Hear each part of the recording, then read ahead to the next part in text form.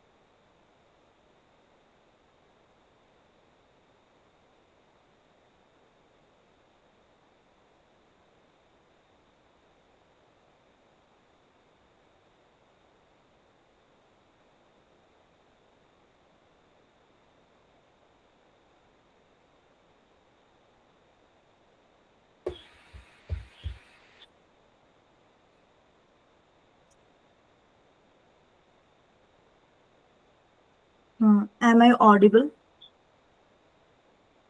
Yes, Meenakshi.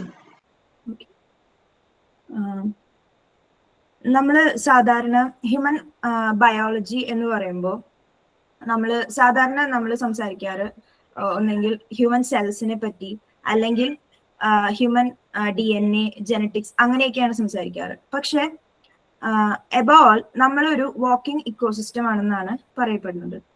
അതായത് human microbiome എന്ന് പറയുന്നത് ഒരു നമ്മളുടെ ഓവറോൾ നമ്മളുടെ മെറ്റബോളിക് ആക്ടിവിറ്റീസ് നമ്മൾ എങ്ങനെയാണ് നമ്മൾ എക്സ്ക്യൂസ് മീ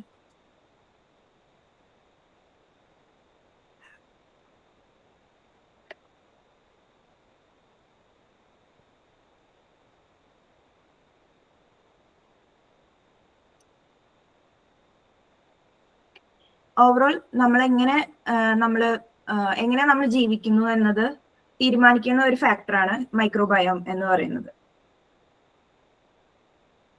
അപ്പൊ നമുക്ക് ആദ്യം തന്നെ മൈക്രോബയോട്ട ആൻഡ് മൈക്രോബയോം ഡിഫൈൻ ചെയ്തിട്ട് തുടങ്ങാം.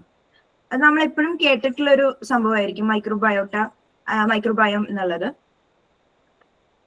മൈക്രോബയോട്ട എന്ന് പറയുന്നത് ആക്ച്വലി ഒരു കമ്മ്യൂണിറ്റീനെയാണ് നമ്മൾ ഉദ്ദേശിക്കുന്നത്. അതായത് living micro organisms such as bacteria, viruses etcetera. ഇതൊക്കെയാണ് ഒരു മൈക്രോബയോട്ട. അതായത് ഇൻഡിവിജ്വൽസിനെയാണ് നമ്മൾ മൈക്രോബയോട്ട എന്ന് പറയുന്നത്. മൈക്രോബയോം എന്ന് പറയുമ്പോൾ അതൊരു കളക്റ്റീവ് ആയിട്ടുള്ള ഒരു സിസ്റ്റം ആണ്. Meenakshi, hello, can you look at the chat box?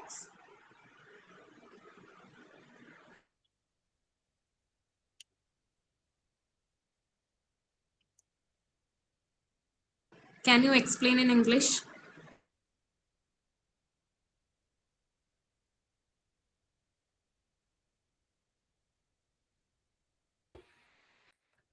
Okay.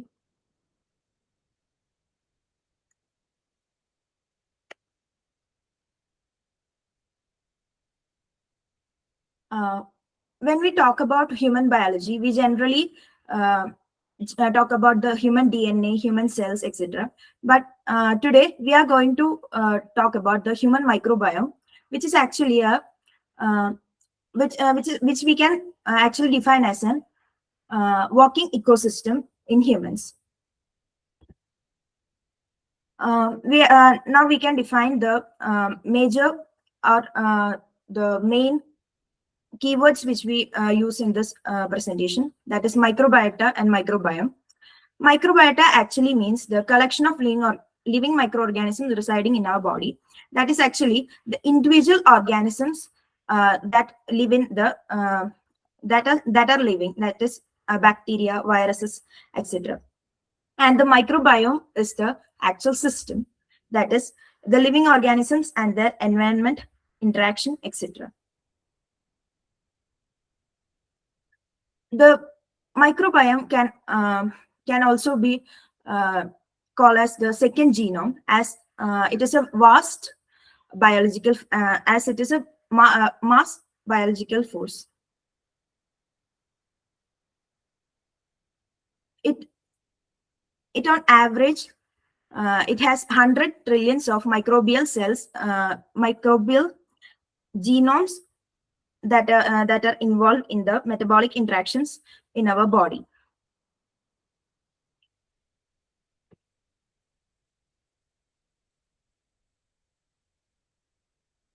The core determinants of the diversity. We before told that the microbiome in our body is highly diverse.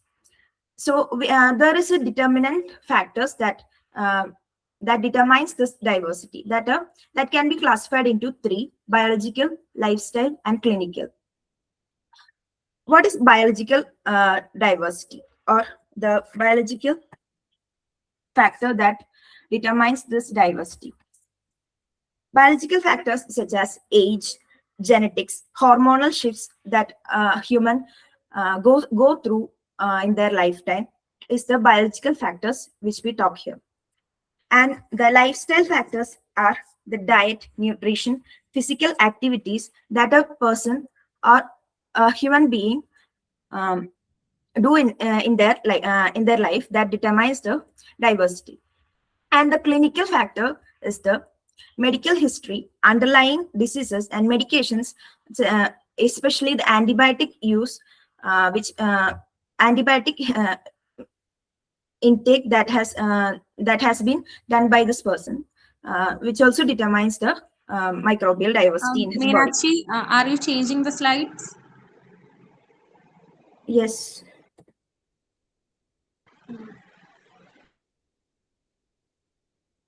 Is this visible?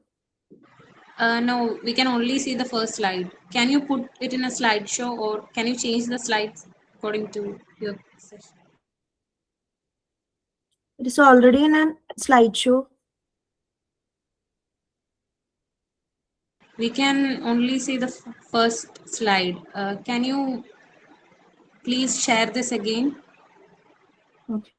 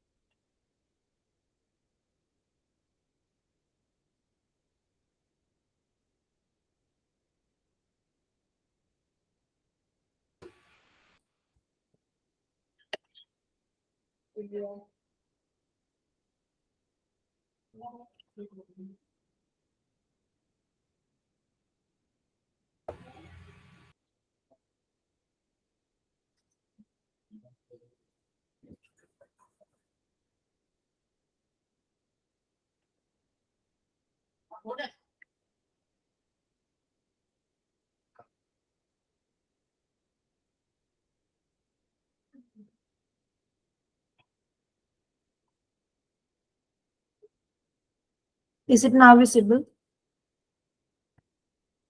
Yes, it is visible, but can you change the slide? Wait, can you? Yeah, perfect. Can you? Yes, yes. Okay. Should I explain this once more?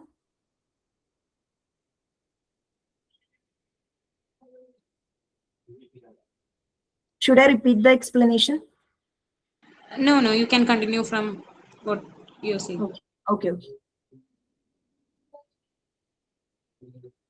The next is the niche ecosystem of the body. As our body is differ in each part of the ecosystem there also should be differ. So we can't the ecosystem in each part of the body is differ according to their uses, such as skin. Skin is adapted to salt, UV exposure, etc. So the microbial diversity there are entirely different from the mouth, gut, vagina, etc. So the according to the part of the body, the ecosystem is also diverse. Functional roles of roles and systems. How microbes regulate human physiology. Essential physiological functions. The microorganisms is also involved in the physiological functions of human body, such as immune system training. That it helps the immune system to distinguish dangerous and harmless organisms that enter our body. And the next is metabolic assistance. We inherit some metabolic factors from our parents, which helps us to sustain. But there are some factors which we don't. So that such factors are done by the microorganisms that live in our body, such as fermentation of complex carbohydrates into short chain fatty acids like butyrate. And the next is vitamin synthesis. Microbes produce essential vitamin K, B12, and biotin that humans cannot synthesize. Pathogen exclusion. Beneficial microbes occupy space and nutrients, preventing harmful colonization. The next part is the gut-brain axis. It is a bidirectional communication highway, and it is the connection between the microbiome to the central nervous system through the vagus nerve physically and microbial metabolites chemically. 90% of the serotonin, body's serotonin, is produced by the gut, which influence our mood, anxiety, and cognitive functions.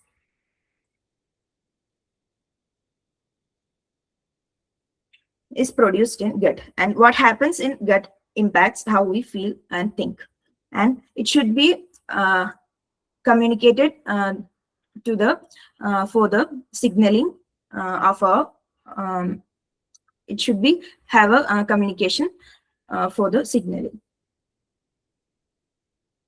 Microbial diversity in disease. In healthy population, the microbial diversity is high, and the microbial diversity can also be affected by some sort of lifestyle diseases, such as type 2 diabetes, and which causes moderate loss in biodiversity of the microbiomes. And the next is inflammatory bowel disease, that is IBD, which causes severe depletion in microbiome.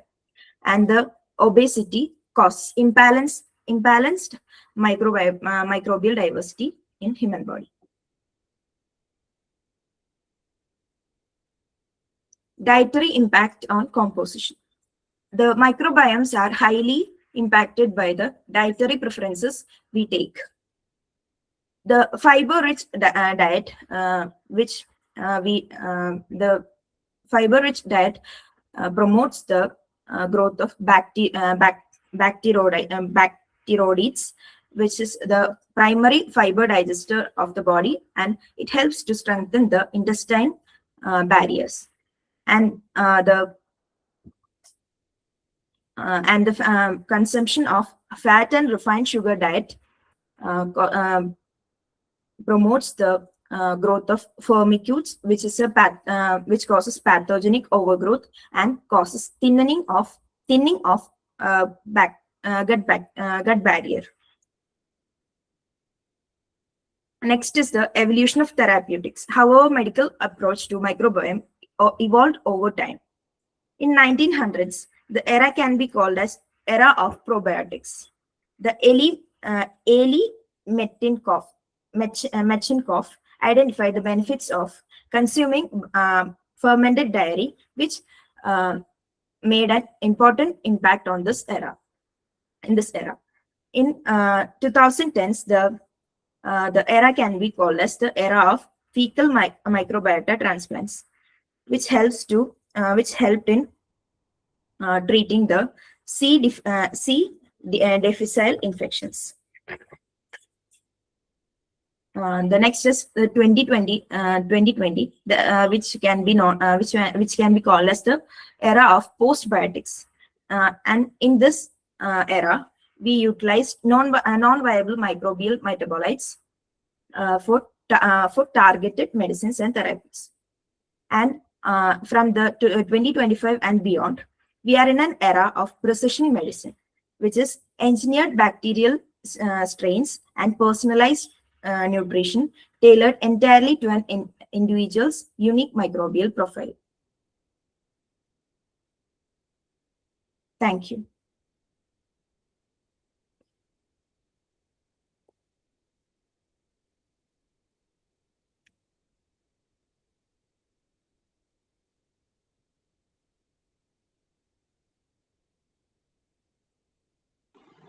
Now it's our Q&A session. So if anybody have any doubts, you can ask now.